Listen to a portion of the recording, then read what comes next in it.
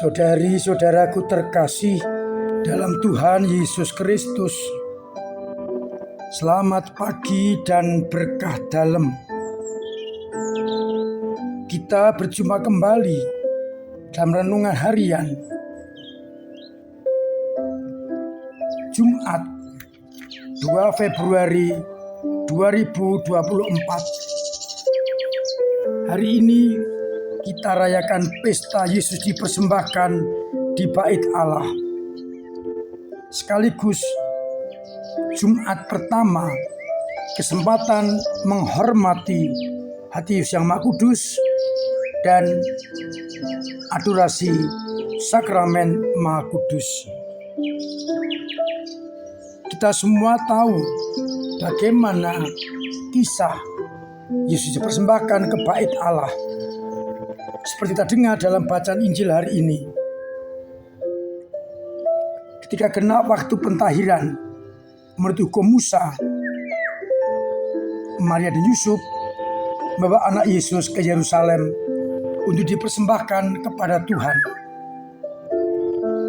Seperti yang tertulis dalam kitab hukum Taurat, semua anak laki-laki sulung harus dikuduskan bagi Tuhan dengan persembahan sepasang burung tekukur atau 2 ekor anak burung merpati. Maria dan Yusuf diterima oleh Simeon, Nabi Allah yang dinyatakan oleh Roh Kudus ia tidak akan mati sebelum melihat Mesias.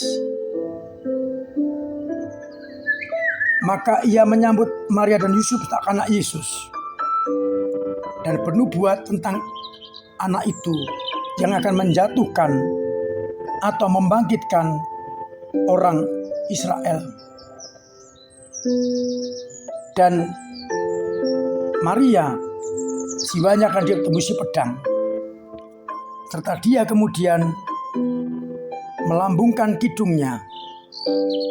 Sekarang Tuhan, perkenankanlah hamba-Mu ini berpulang, karena telah melihat keselamatan yang datang dari-Mu. Simeon benar-benar nabi yang setia. Di samping itu juga ada nabi perempuan anak Fanuel dari suku Asyer, namanya Hana. Ia juga siang malam berada di Bait Allah, dan ia menyambut Sang Mesias dan berbicara mengenai anak itu kepada semua orang yang menantikan kelepasan bagi Yerusalem. Dan setelah semua selesai, Keluarga Kudus kembali ke tempat tinggalnya, yakni di Nazaret yang di Galilea.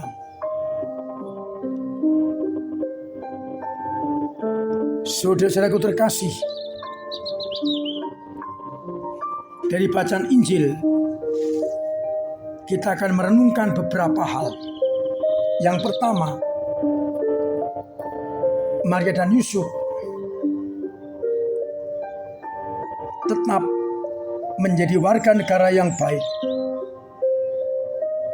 mengikuti hukum-hukum yang ada, yakni mempersembahkan anak sulung laki-laki kepada Tuhan.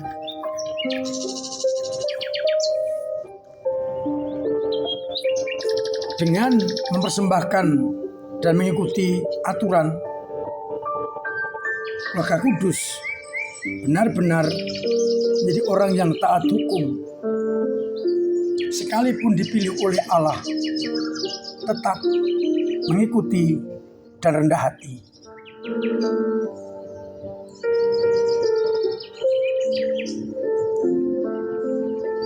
Berbeda dengan manusia, apabila sudah dipilih merasa lebih hebat dan tidak perlu untuk ini atau untuk itu.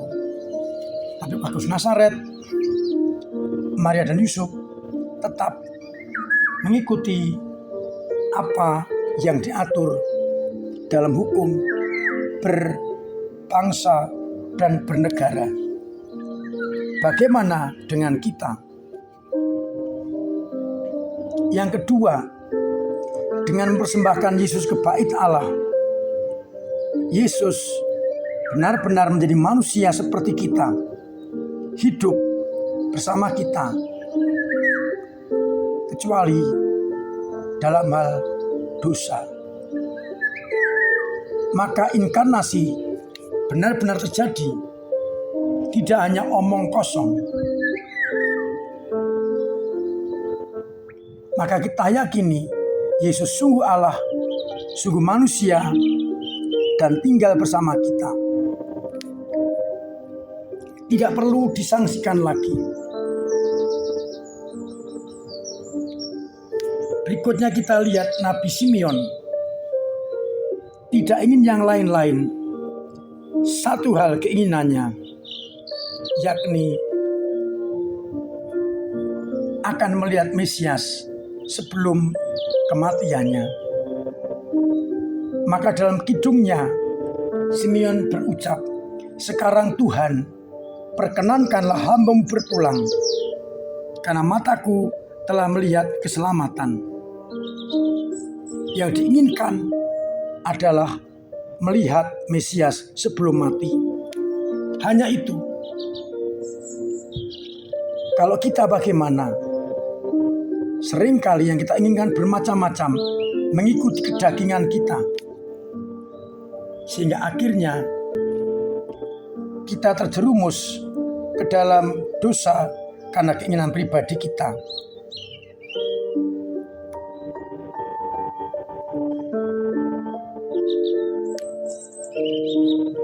Lalu yang menarik juga adalah apa yang dinubuatkan oleh Simeon tentang Maria.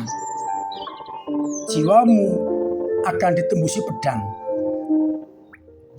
Bukan harafiah, Maria akan dibunuh dengan pedang, tetapi perasaan kegetiran akan mewarnai dia atas konsekuensi jawaban ya untuk menerima tawaran Allah menjadi ibu penebus. Dan kita tahu akhirnya Maria mengalami banyak penderitaan. Harus pergi ke Bethlehem, naik keledai, cukup jauh. Melahirkan di kandang hewan, mengungsi ke Mesir. Ketika mencari Yesus ditolak, "Mengapa engkau mencari aku?" Ia ikut jalan salib Yesus, berdiri kaki salib, dan puncaknya ia memangku jenazah putranya. Inilah pedang-pedang yang menembusi jiwa Maria. Namun Maria konsekuen dengan pilihannya.